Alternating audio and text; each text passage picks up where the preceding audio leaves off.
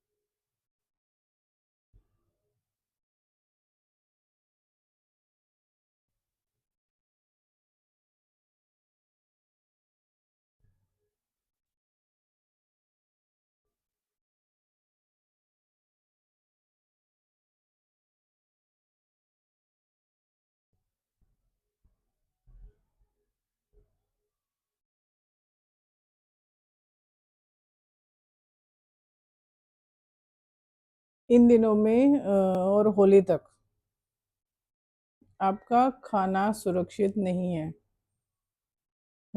रसोई घर में धूप बत्ती लगाइए ब्रह्म मुहूर्त में। अगर ब्रह्म मुहूर्त में आपने धूप बत्ती लगा ली तो वो शुद्धि 24 घंटे बनी रहेगी और आपकी किचन में जो भी खाना होगा ना वो खराब नहीं होगा। कोई प्रेत नहीं ले जा सकता उस खाने को।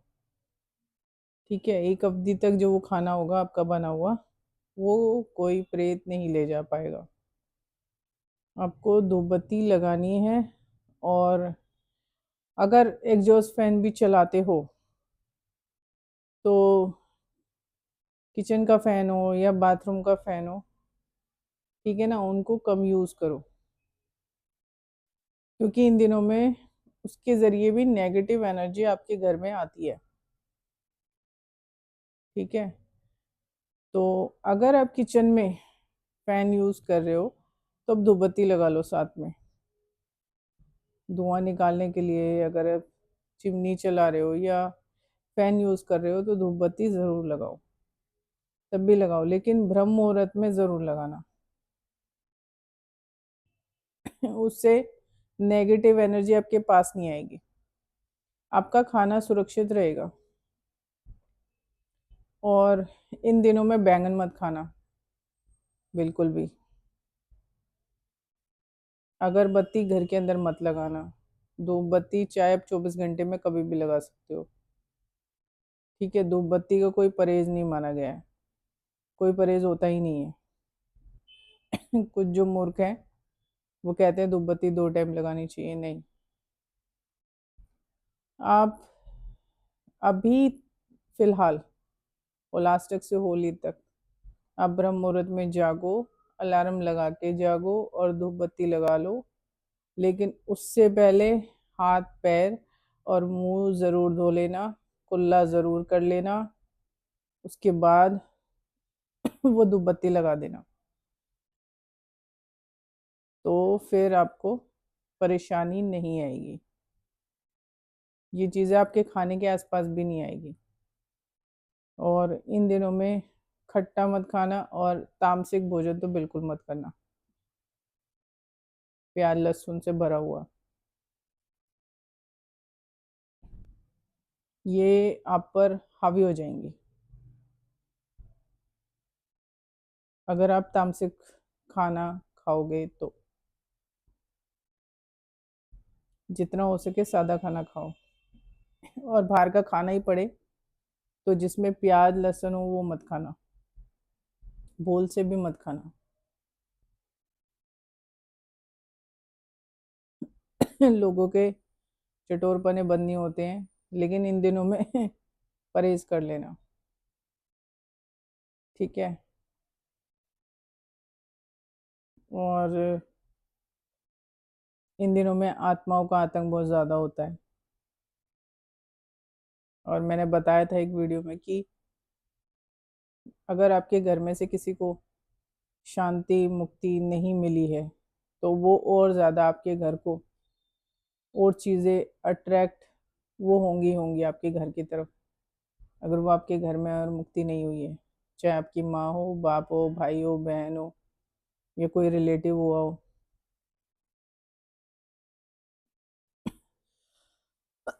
तो ध्यान देने वाली ज़रूर बात है कि आप इन दिनों में, अगर आपके घर में ऐसी कोई आत्मा है ना, तो आप सावधान हो जाओ। बैंगन बना के मत खाना, ना भरते के रूप में, ना आलू बैंगन, ना भरवा बैंगन, किसी भी रूप में नहीं। बैंगन इन दिनों में मत खाना बिल्कुल भी। तो ये परहेज कर लेना, ठीक है। और सोल, अगर आपके घर में कोई है जिसकी मुक्ति नहीं हुई है, तो फिर ये बहुत ज़रूरी है, लेकिन लोग ध्यान नहीं दे रहे हैं। ये बहुत ज़्यादा ज़रूरी है, आपको इन बातों पे ना ध्यान देना चाहिए। अब ये अलग अलग उसमें फंसी हुई हैं, ठीक है। आप जिस तरीके से सोचते हो ना, उस तरीके से मुक्ति होती ही नहीं है। तो ये अगर हैं, तो आपके घर में वैसे भी वो चीज़ें आना जाना करेंगी करेंगी, आप इन्हें रोक नहीं सकते, ठीक है। क्योंकि और इन दिनों में पूजा पाठ के रूप में आप अगर जाप सुनोगे तो ज़्यादा बेहतर होगा। या तो शिव का मंत्र सुन लो, या फिर गायत्री मंत्र चला लो, उसे सुन लो, ठीक है। जितनी भी अतृप्त आत्माएं हैं ना, ये घूम रही हैं बहुत ज़्यादा। तो ये आपके खाने में परेशानी डालेंगी। वो खाना आपके अंदर गया और आपको परेशानी होनी शुरू हो जाएगी। अपने खाने को सुरक्षित रखो, धूप बत्ती लगाओ, ब्रह्म मुहूर्त में उठो, रसोई घर में धूप बत्ती ज़रूर लगाओ, ये बहुत ज़रूरी है। अपने घर में इस समय में आप 24 घंटे धूप बत्ती लगा सकते हो, ठीक है। काल भैरव कहते हैं इसमें कोई परहेज नहीं होता। और खुशबू की वजह से, कि सुगंध से ये चीज़ें दूर भागती हैं, तो अब अगरबत्ती मत लगा लेना, क्योंकि अगरबत्ती घर में नहीं लगाई जाती है। हाँ, आप काल भैरव मंदिर में आप कर सकते हो अगरबत्ती, अगर आप जाते हो तो वहाँ आप कर सकते हो, लेकिन घर के अंदर मत लगाना भूल से भी, ये काम मत करना, ये बहुत ज़रूरी है। तो आप जान लो, समझ लो, और बैंगन मत खाना किसी भी रूप में। कुछ लोगों को जितना मना करो वो वही काम ज़्यादा करते हैं। अब मेरा काम तो समझाना, क्योंकि पूजा पाठ से ज़्यादा इस समय आपको कोई मंत्र सुनना चाहिए। मंत्र सुनो, गायत्री मंत्र सुनो, या शिव जी का कोई मंत्र सुन लो, ठीक है। तो वो ज़्यादा बेहतर रहेगा।